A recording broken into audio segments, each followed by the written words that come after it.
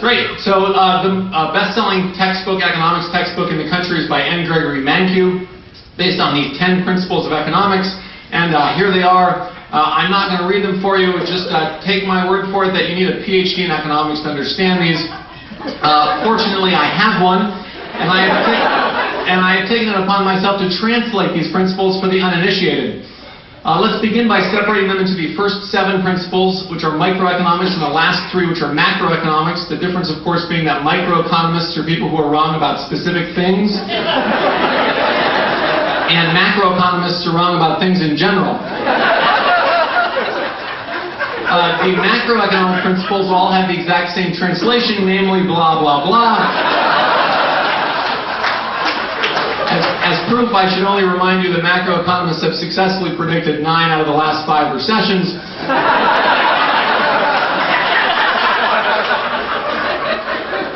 And as further proof, we can now go up 1 font size. As Einstein said, everything should be as simple as possible, if not simpler. Okay, back to microeconomics. The first one, people face trade-offs. Translation, choices are bad. Right, so this is a simple syllogism. Trade-offs are bad. Every time you have a choice, you have a trade-off. Therefore, choices are bad.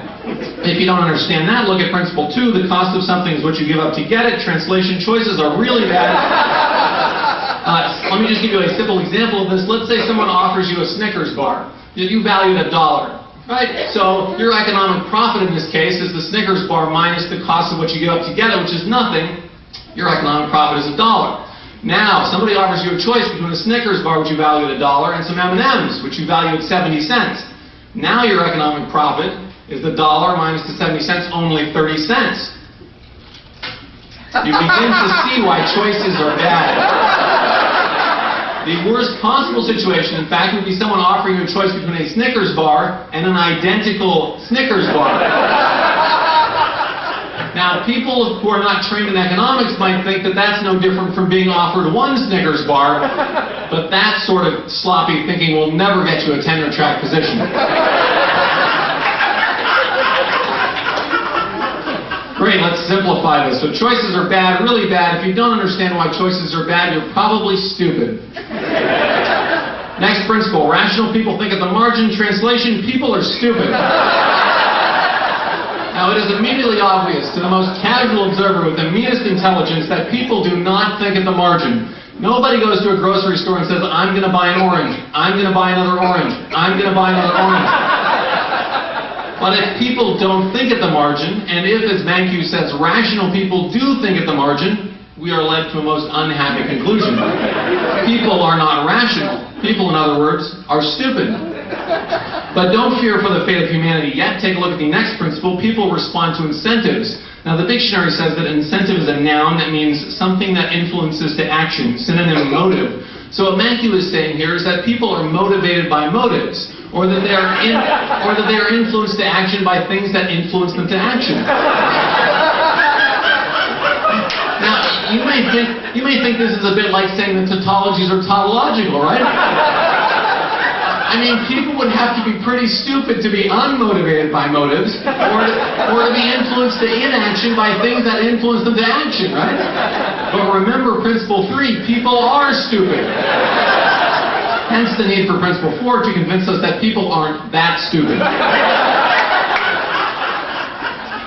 Great, so simplifying again, let's move on to free trade, our favorite topic. Principle 5, trade can make everyone better off. Translation, trade can make everyone worse off. I have a proof that will blow your mind of this fact. Here we go. Compare the following 2 statements. One is trade can make everyone better off. The other is trade will make everyone better off. If you had to choose between those, it's no contest, right? Claim number 2 is better. But Mankiw uses claim number 1. And there's only one explanation. Claim number 2 has to be wrong. In other words, trade can make some people worse off, and it's just a hop, skip, and a jump from there to trade can make everyone worse off. Some people apparently didn't like this deconstructive proof or destructive proof. They wanted a constructive proof, so I added this footnote. There are the details. Now notice the final two here, governments are stupid, governments aren't that stupid, follow immediately from principle 5 in its translation. If trade can make everyone better off, what the heck do we need government for? But if trade can make everyone worse off, we better have a government around to stop people from trading.